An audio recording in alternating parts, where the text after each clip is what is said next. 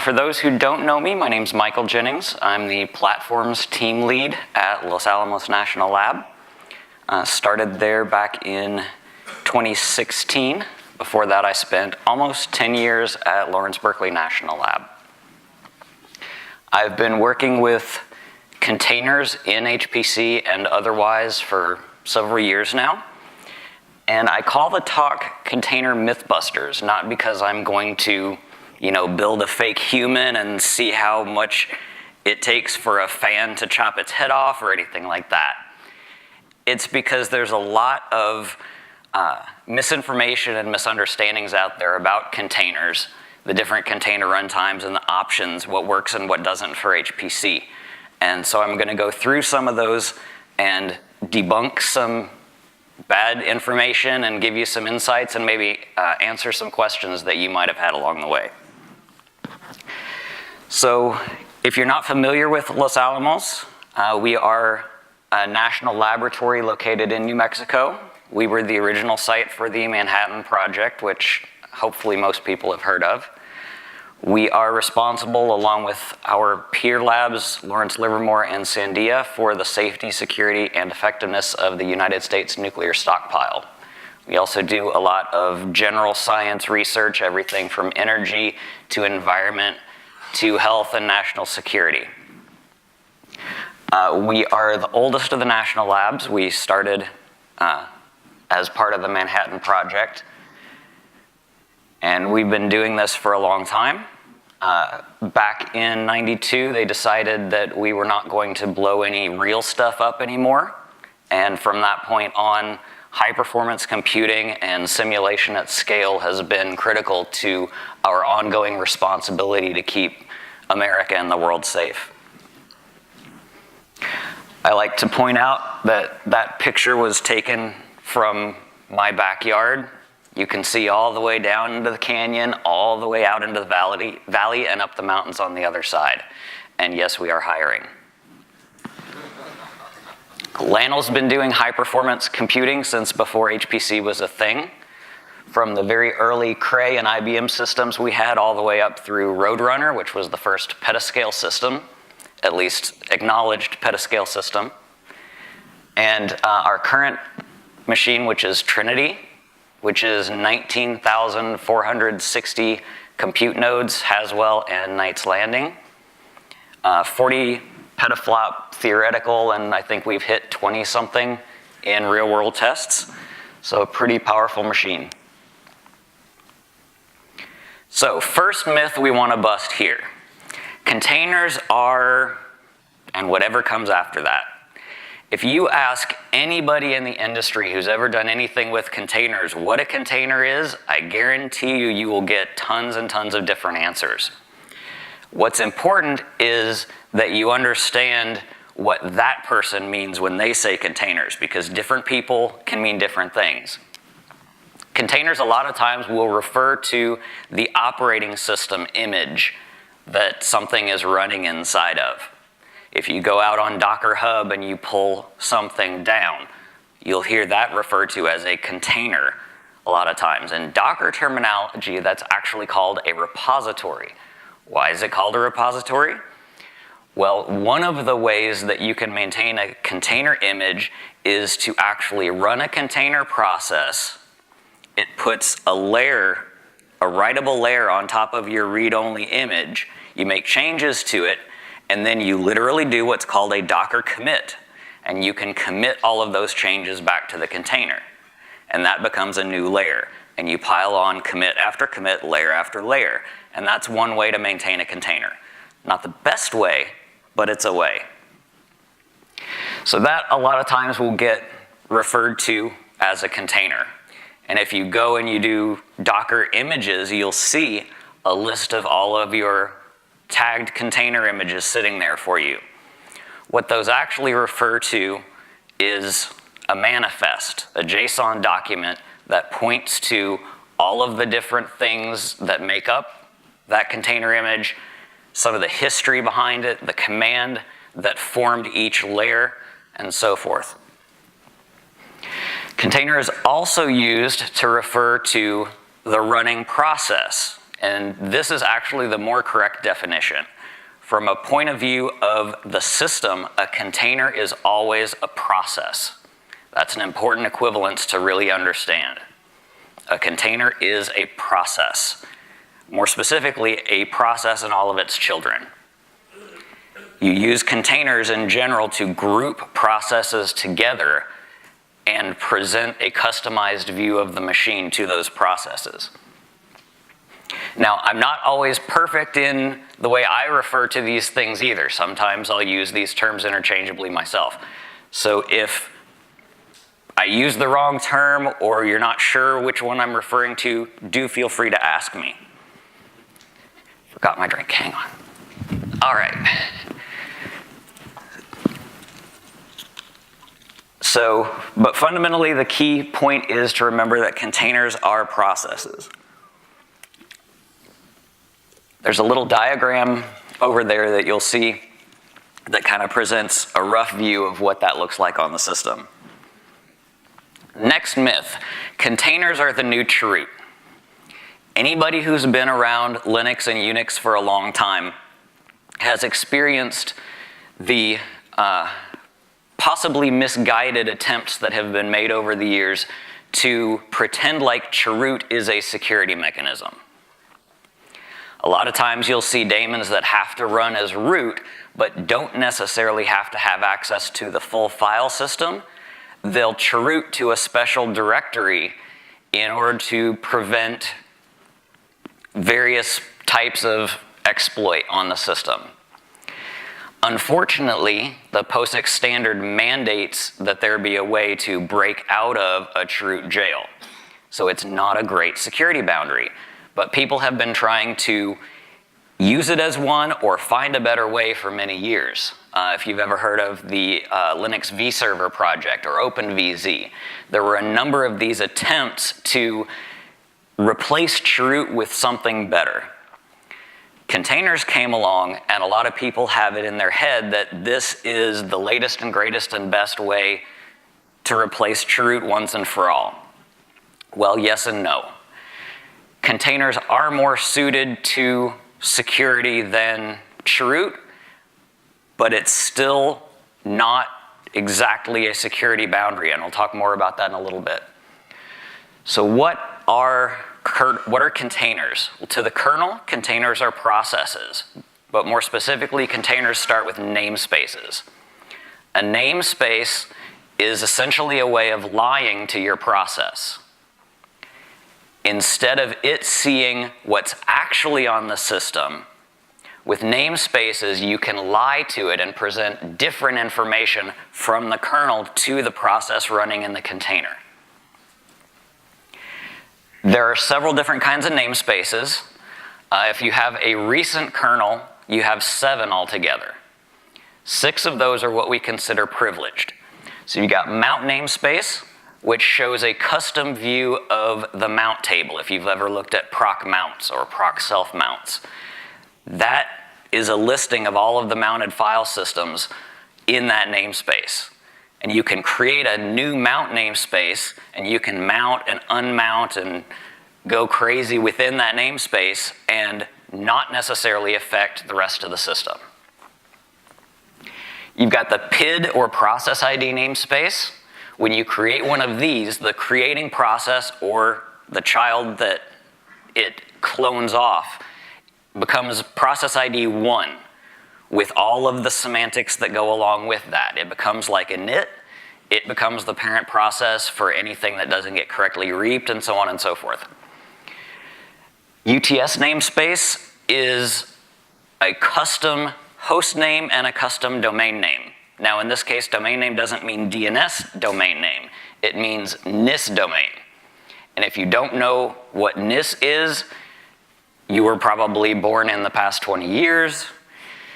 NIS is pretty well dead, but being able to set your own custom host name is incredibly useful.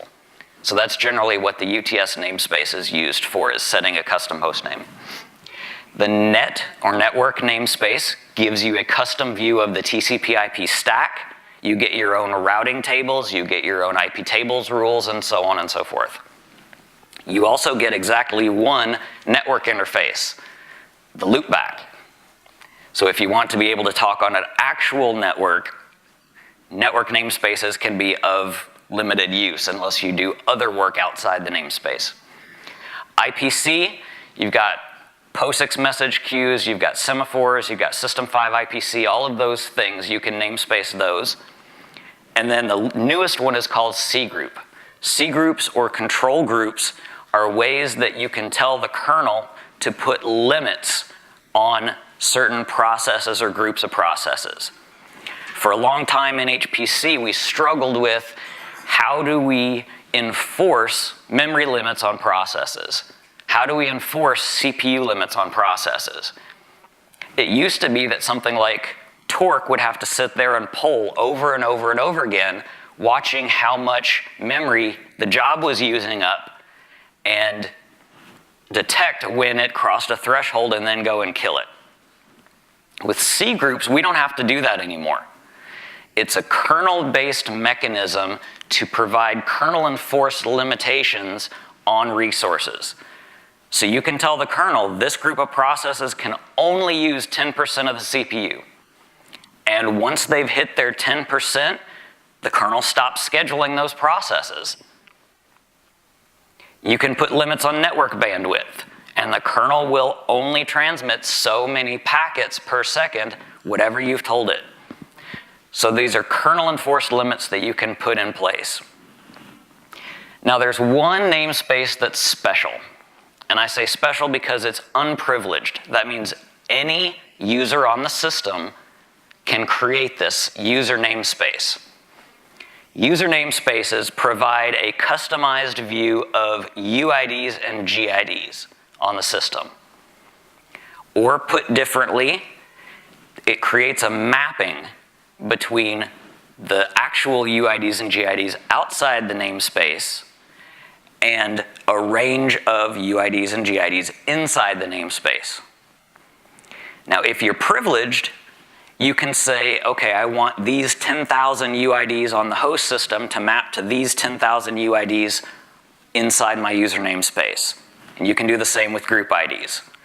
If you're unprivileged, though, you can still create a user namespace and you get exactly one mapping each. One UID, your real UID, and one GID, your real GID. So you can be any UID and GID you want inside the user namespace, even root. You can say, I want my real UID to map to 0 inside the user namespace. And in fact, that's the mindset with which unprivileged user namespaces were written. Because if you create an unprivileged user namespace, you have all capabilities inside the namespace and no capabilities outside. None. And we'll talk about what that means in a little bit. So you can give yourself UID and GID 0 inside a user namespace and do whatever you want inside of that namespace. But anything that touches the outside system, anything that goes outside your container, your sphere of influence, is handled by your real UID. So even if you are UID 0 inside of a user namespace, you can't go traipsing through procmem or anything like that. You can't try to access arbitrary kernel memory. That happens with your actual UID, and you get operation not permitted, permission denied, those sorts of things. There are 3 total system calls that implement the entire interface between namespace processes and the kernel. Just 3. Unshare, clone, and setNS. Unshare takes an existing process, puts it into one or more new namespaces. Clone creates a new process in one or more new namespaces. And then setNS allows you to change the current process from one namespace to another. So remember that key point. Namespaces or containers are lies that we tell our applications. There's a lot more that goes into making up containers, though. In general, we can say that if you're not using namespaces, you're not using containers. But there are additional kernel features you can also take advantage of. One of them we talked a little bit about already is C groups. There's also something called seccomp BPF. BPF stands for Berkeley Packet Filter. It was originally created as an in-memory language where you can do high-speed packet filtering. The BSD firewall is based on that technology. Well, people started getting familiar with it and saw how fast it was, how efficient it was, and now they've started using it for a lot more than just packet filtering. Seccomp allows you to write a miniature program that will execute directly inside the kernel for how you want to handle system calls. So if your process makes a system call, it goes through and executes this program. And if that system call matches up with one of the rules you've defined, then the kernel will take action. You can have it crash the process. So this is a way of limiting or controlling exactly which system calls a particular process or group of processes can access. And if the system call is not allowed, then the process is terminated by the kernel. So it's an additional layer of security you can take advantage of. SSH, if you use OpenSSH, there's already seccomp filtering going on in SSH. If you use Google Chrome, there's already seccomp filtering going on in Google Chrome, and so forth. PRCUDL, or privilege control, is a function that tells the kernel you want to do different operations around privilege. And this one in particular, there's a flag called no new privs. Once you set this flag on a particular process, you are saying to the kernel, this process should never, ever gain any additional privilege. So no matter how many setuid binaries you execute, you will never gain any additional privileges. And once that flag gets set, it can never be unset. Any privileged container runtime, meaning any runtime that executes containers with any sort of privilege, Docker, Singularity, Shifter, those are unsafe without this flag, because this is the only kernel level way to guarantee that there is no possibility for privilege escalation. SE Linux, you've probably heard of SE Linux. It's a mandatory access control system. You label processes, you label files on the file system, and you can determine exactly what those things can do. SE Linux is extremely important for container security. If you've got a privileged runtime, you need to be using SE Linux. If you remember not too long ago, there was a runc vulnerability where a containerized process could overwrite the runc binary itself. SE Linux prevented that from happening. So if you were doing container security properly, you were fine. If not, you had a bad day. AppArmor, if you're more familiar with Debian and Ubuntu, AppArmor is more or less the equivalent of SE Linux. I say equivalent, it's really not. It's their answer to that model. AppArmor uses process profiles. You can configure what processes are allowed to do, but there's no file system labeling. It's just SE Linux has a very, very high learning curve.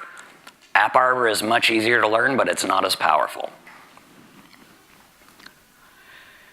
Next myth, containers are lightweight VMs. You've probably heard that one before. Or, great, I'm going to containerize all my machines now.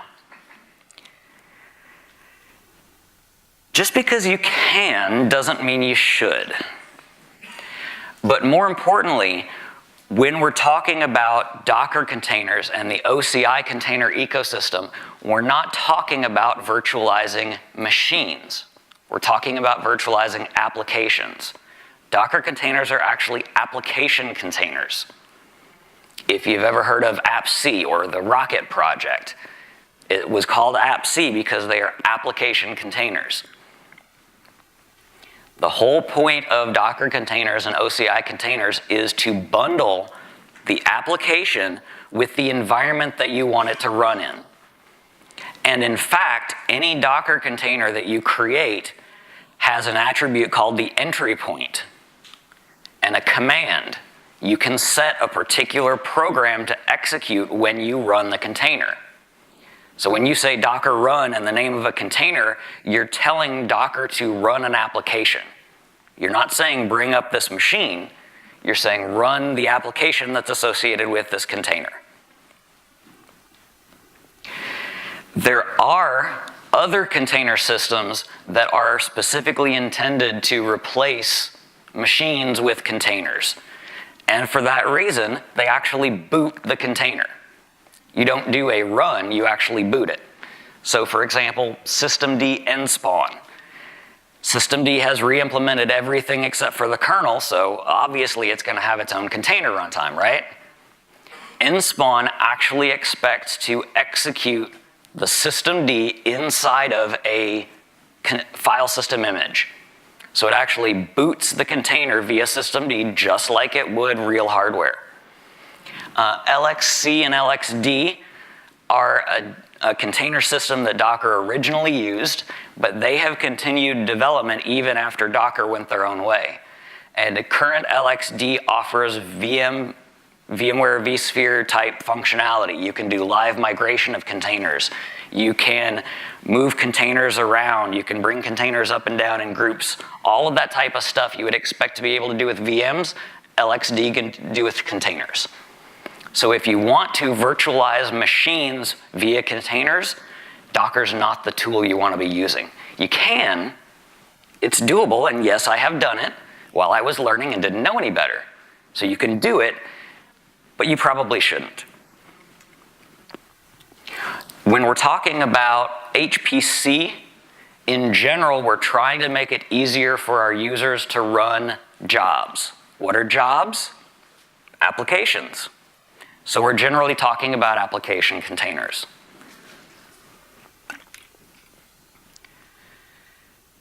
So, containers don't contain. If you've ever heard Red Hat's Dan Walsh speak, you'll hear him say, containers don't contain. He's talking at it from a security perspective.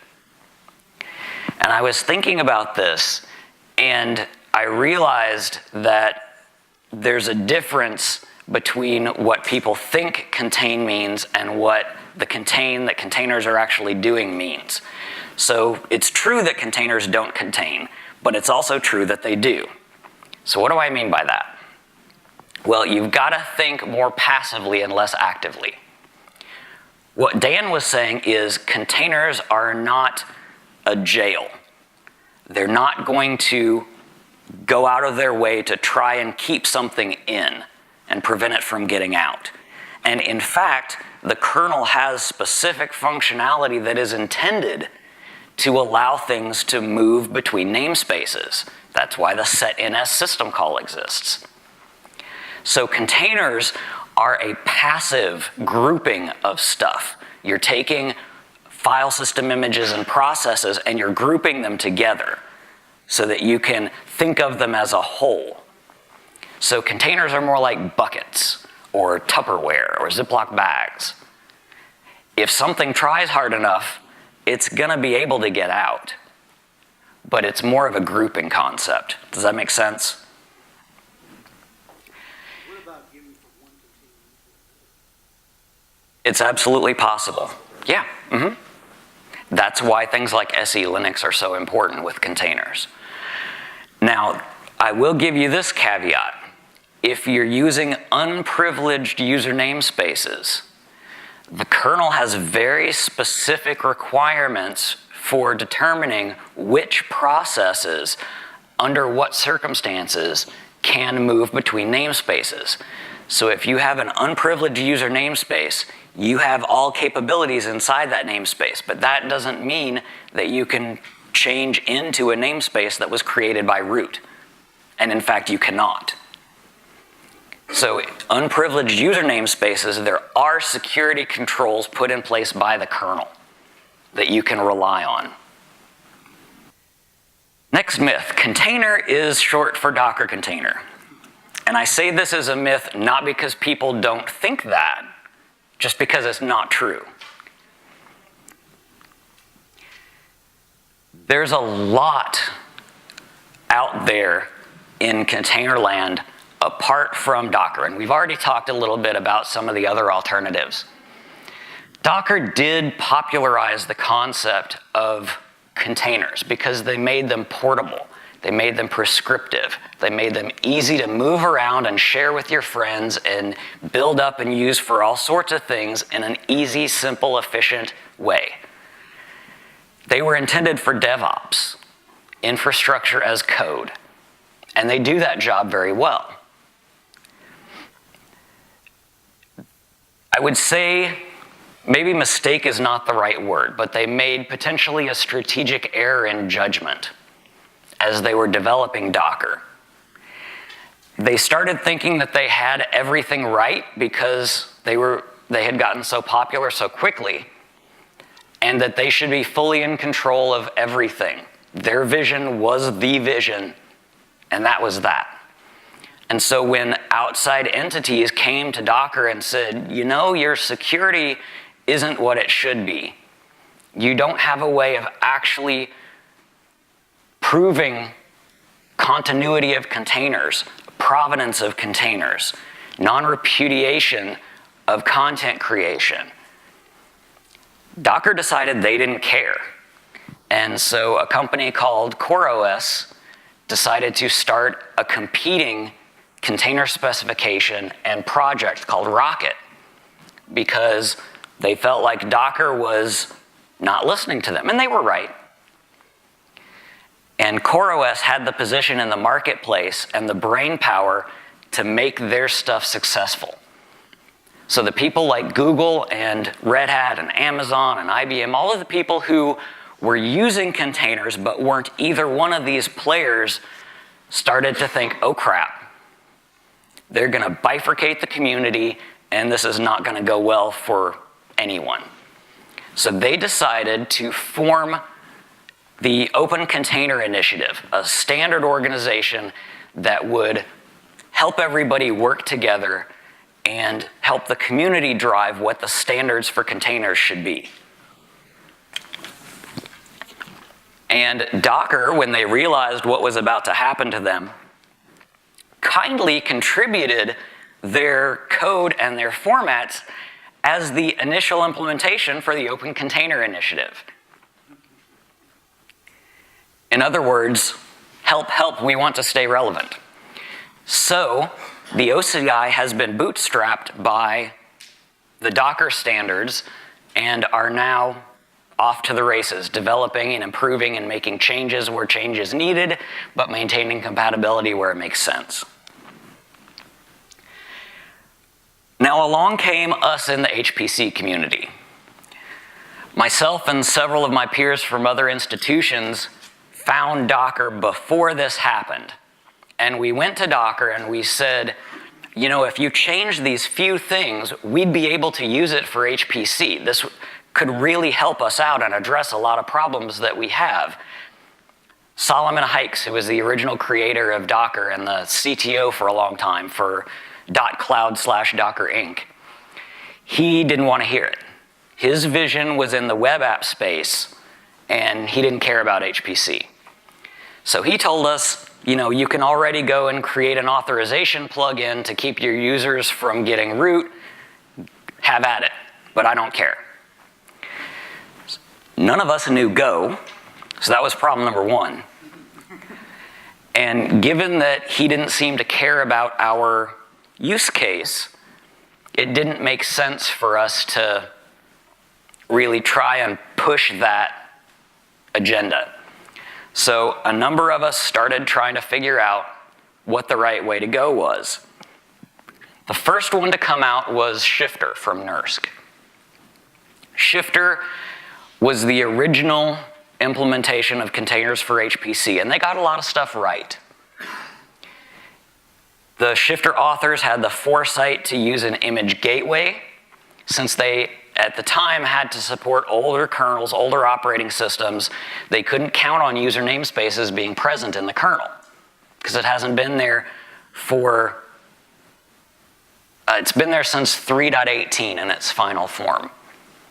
So at the time, Red Hat 6 had no support for user namespaces at all, and they needed Red Hat 6 support. So they had to go the privileged runtime route, which means a setUID executable. But they thought through all of the potential security gotchas in that arrangement. The image gateway is specifically intended to prevent users from creating arbitrary container images and presenting them directly to the kernel. If you look back in your history books, there have been a number of kernel vulnerabilities caused by malformed file system images.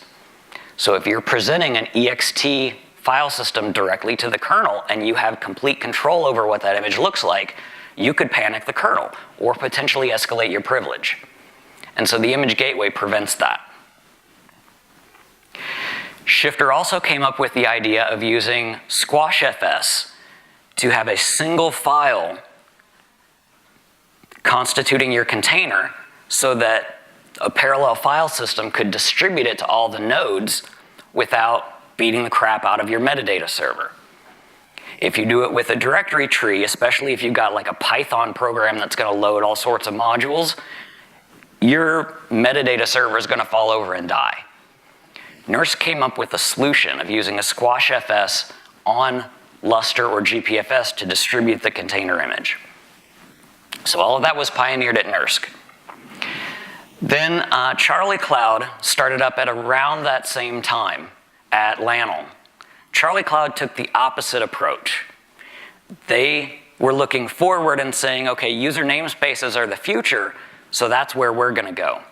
So Charlie Cloud uses unprivileged user namespaces.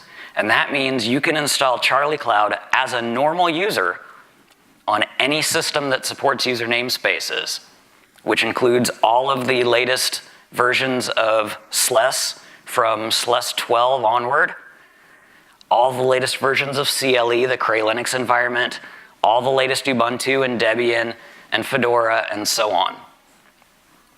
The only major platform that it doesn't work on is RHEL 6. It works fine on RHEL 7 today even.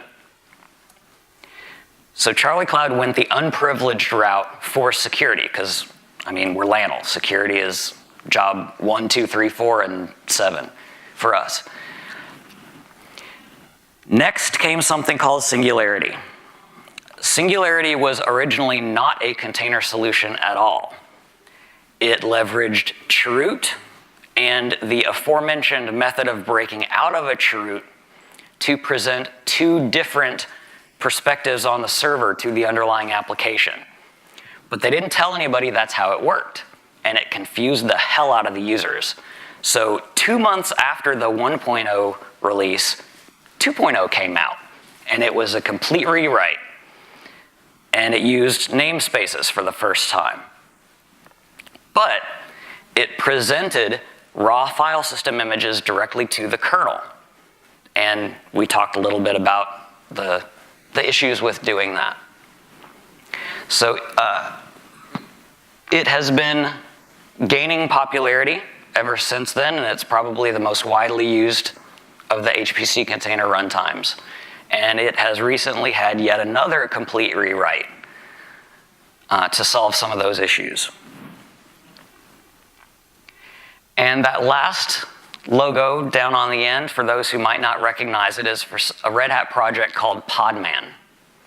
So Podman was created specifically as a replacement for Docker. And when I say replacement, I mean literally a drop-in replacement for Docker. You can say alias docker equal podman, and everything will continue working. And it even supports unprivileged containers. Now we're trying to, those of us on the LANL side, on the Charlie Cloud team, are trying to get to the point where Podman and its the other utilities the CRIO project came up with will be suitable for building and executing containers completely unprivileged. We're not quite there yet, but it's in process. And when that happens, we will then have multiple very good options for HPC containers. So as I mentioned before, Docker is not synonymous with container. It's a great tool, but it's not always the right tool. You have a lot of options out there, so make sure you're using the right tool for the right job. Containers are hard. Well, actually, containers are pretty easy. There's only 3 system calls. You can actually write your own customized, fully implemented container runtime solution in Bash. And yes, I have done it, and it works.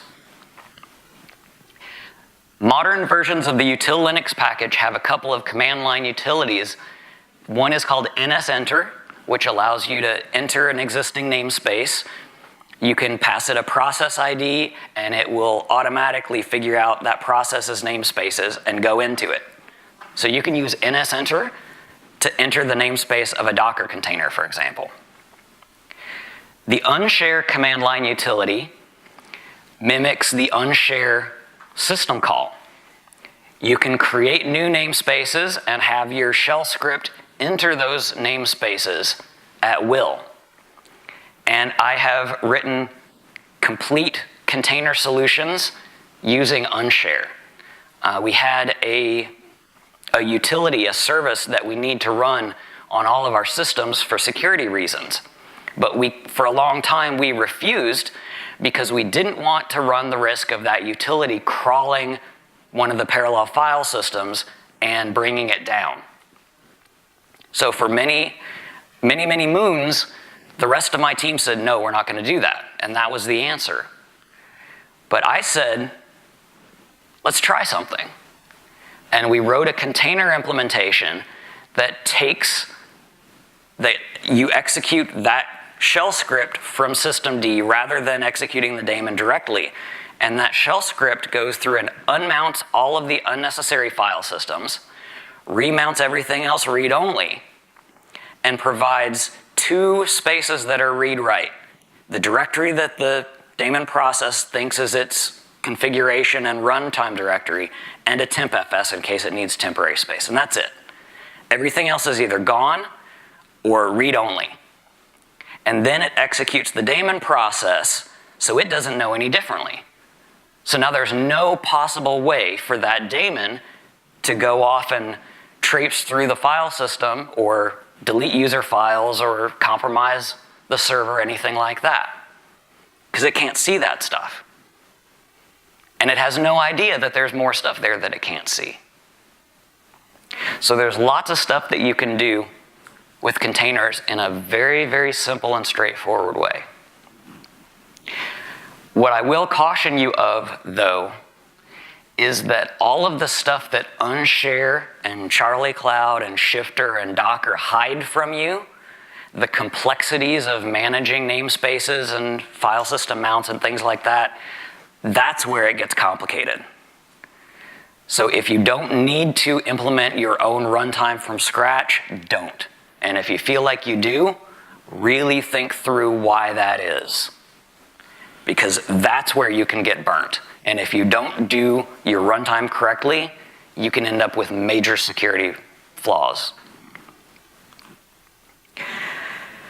Docker is insecure.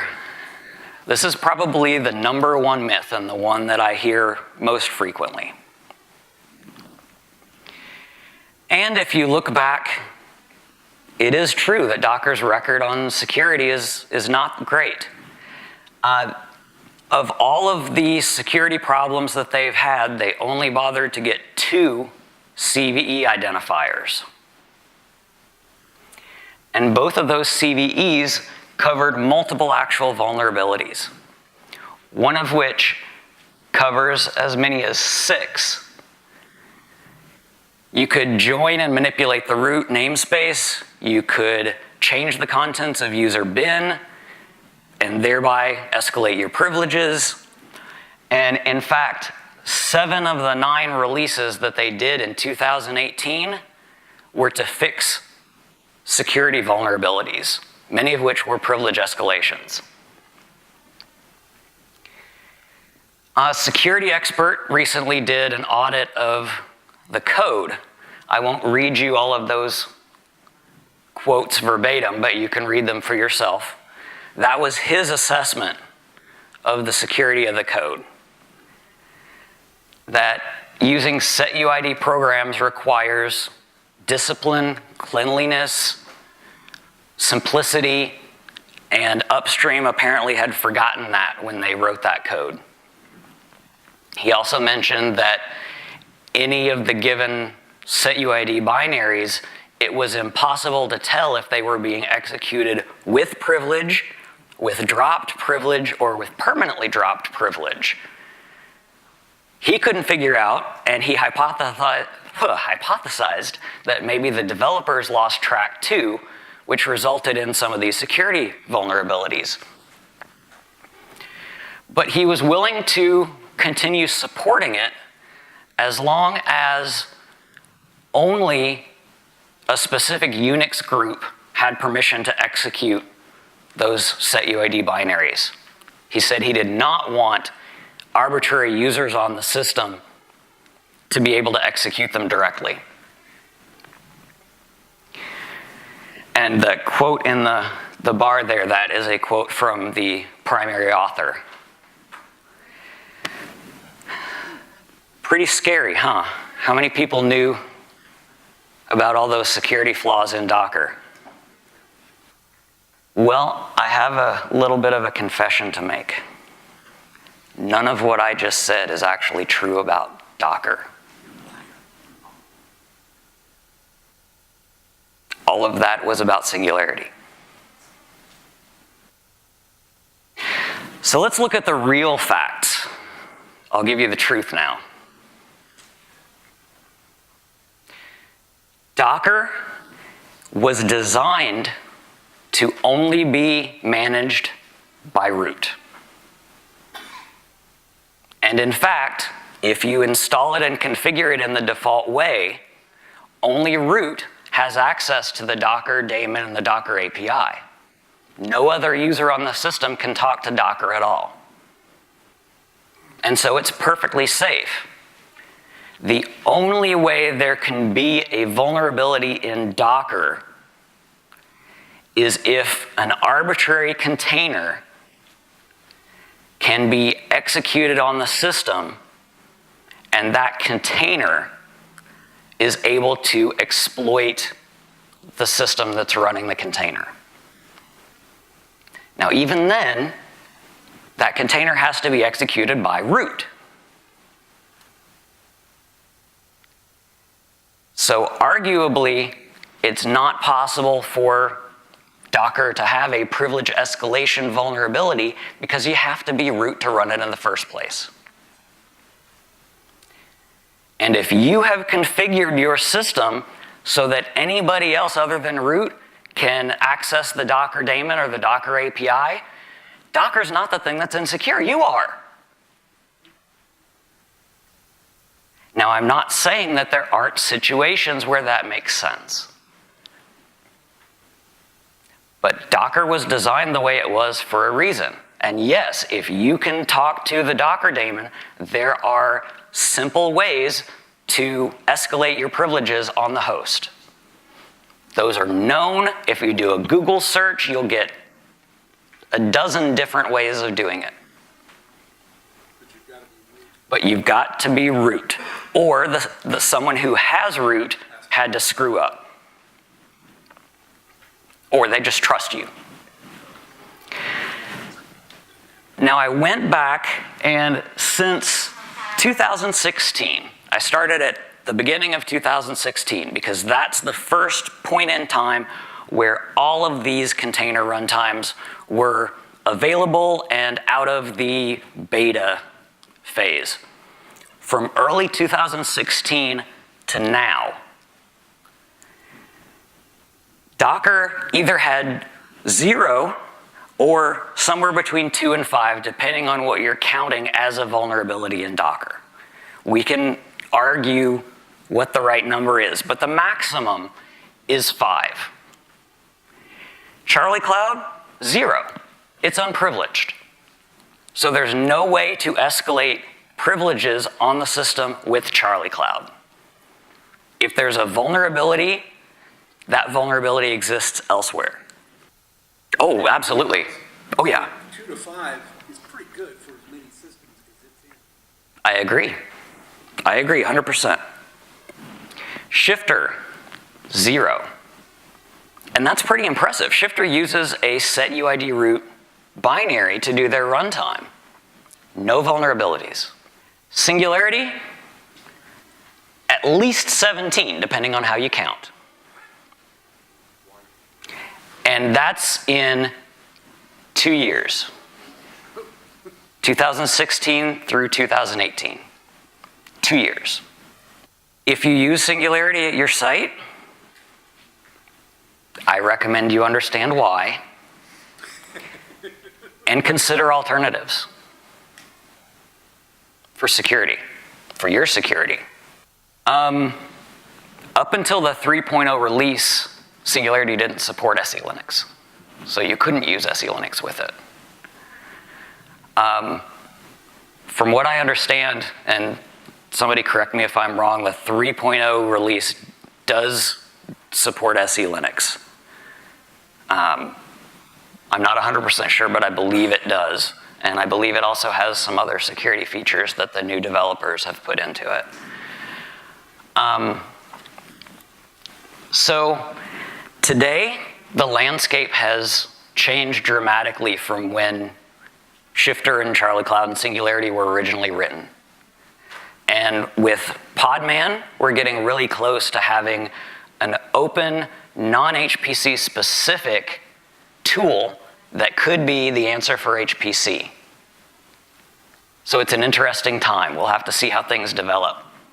Next myth.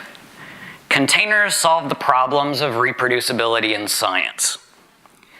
Raise your hand if you've ever heard a container talk where the person said that their container solution is all about reproducibility of science workflows and mobility of compute. Anybody? Yeah. So containers don't solve reproducibility. Reproducible builds is an entire problem space in its own right. And most of the time, when you hear somebody use the term reproducible, they don't actually mean reproducible, they mean prescriptive. Container solutions like Docker with the Docker file and Singularity with its recipe file, not to be confused with Chef's recipe file, those are mechanisms for doing prescriptive builds, not reproducible builds.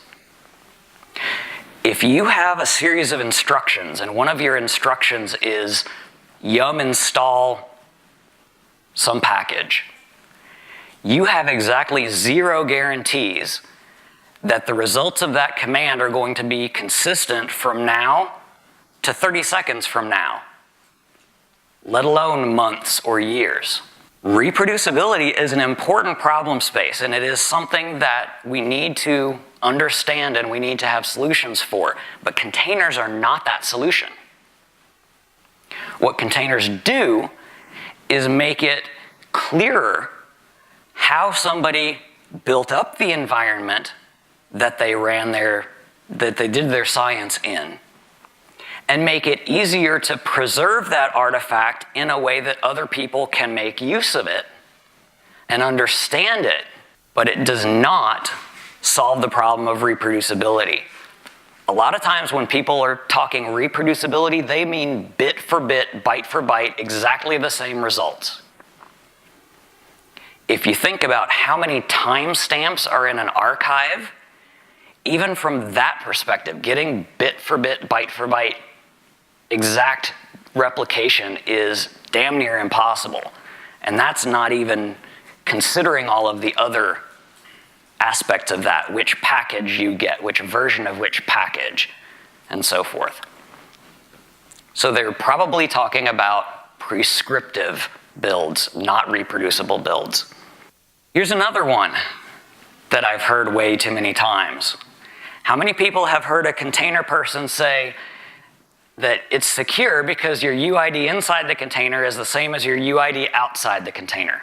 Ever heard that before? Yeah. Horse hockey. Do a little experiment on a Linux system or Linux VM that you have. Go and make bin bash set UID root and run bash and see what happens. Your UID and GID will be exactly the same inside that bash process as they were outside that bash process. Does that mean it's safe, that it's secure to go and make all of your bash shells set UID root? No. If I told you that, you'd think I was nuts, and rightly so.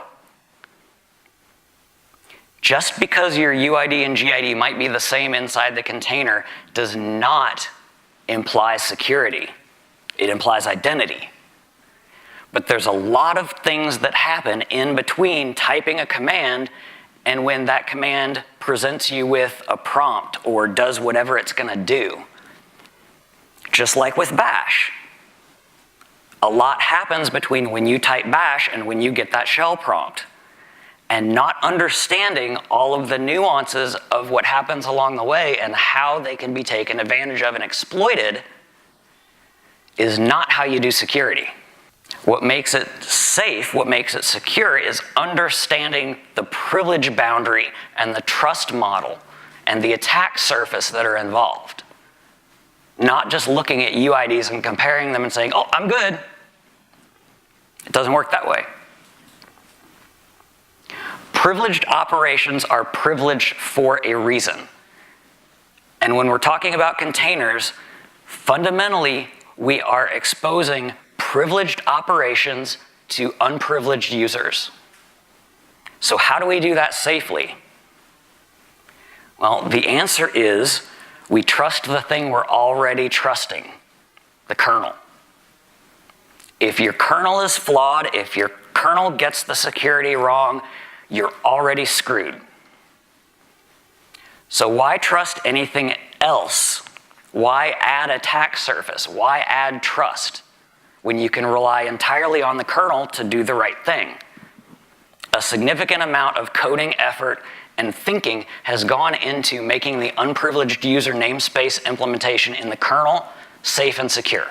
And so our standpoint is trust that and nothing else. Because if that's flawed, you're already screwed. There's no need to add additional privileged binaries, additional trust to your system if you don't have to. User namespaces are too new to be considered secure. That's another one that I hear a lot. Generally, people talking about why Charlie Cloud is the wrong answer for them because user namespaces are too new. So if you set aside Red Hat's lifespan for a second and look at kernel versions, user namespaces were originally put in the 3.8 kernel in 2013. And they have been substantially unchanged in their current form since 2015. There were some early growing pains, some corner cases that didn't get caught, but it's been a long time since any of that surfaced. And in fact, the last vulnerability that was in the user namespace implementation was back in 2014. There are situations, though, where user namespaces can make it easier to exploit other vulnerabilities. And there have been 2 to 4 of those each year between 2015 and 2017. None that I could find in 2018, none that I could find so far in 2019. On the other hand, container runtimes that implement unprivileged user namespaces and or SE Linux like Podman, Charlie Cloud, rootless runc, those were safe from this most recent runc vulnerability. The only ones that you had to worry about anything were things like Docker and Singularity, where it's a privileged runtime.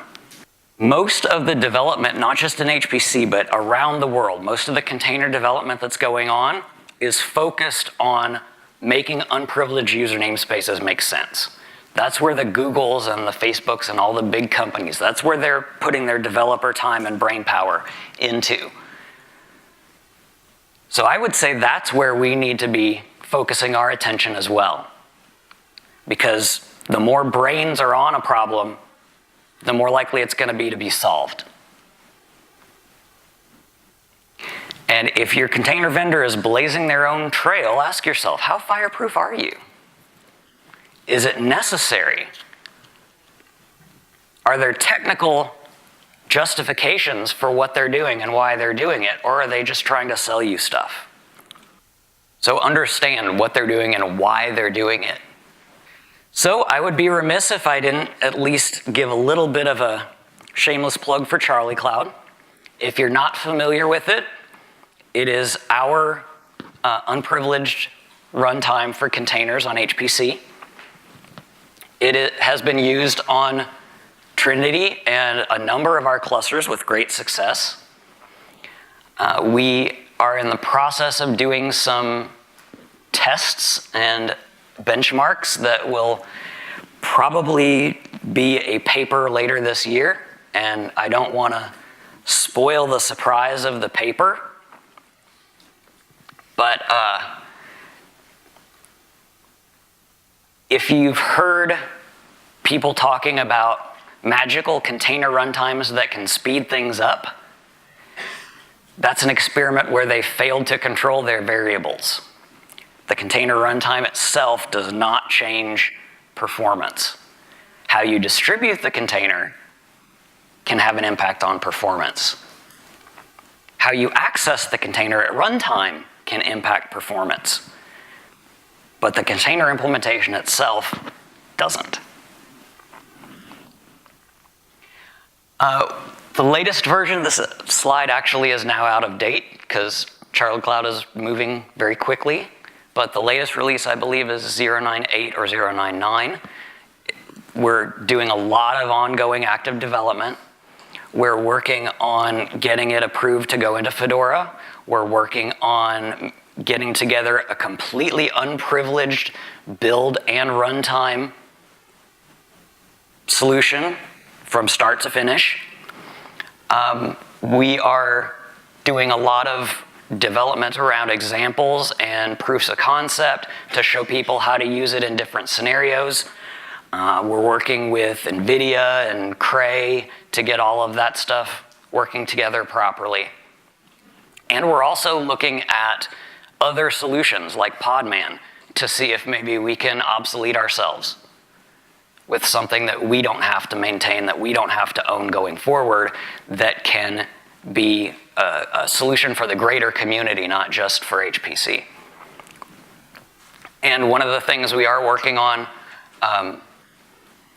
perhaps we didn't do a good enough job of evangelizing this given Saris's existence, but we are working on OCI compliance for the runtime so that it can be swapped in place of runc for things like IMG and Builda and Docker and others. So that work is in progress. So that's it. Anybody have any questions? Thank you.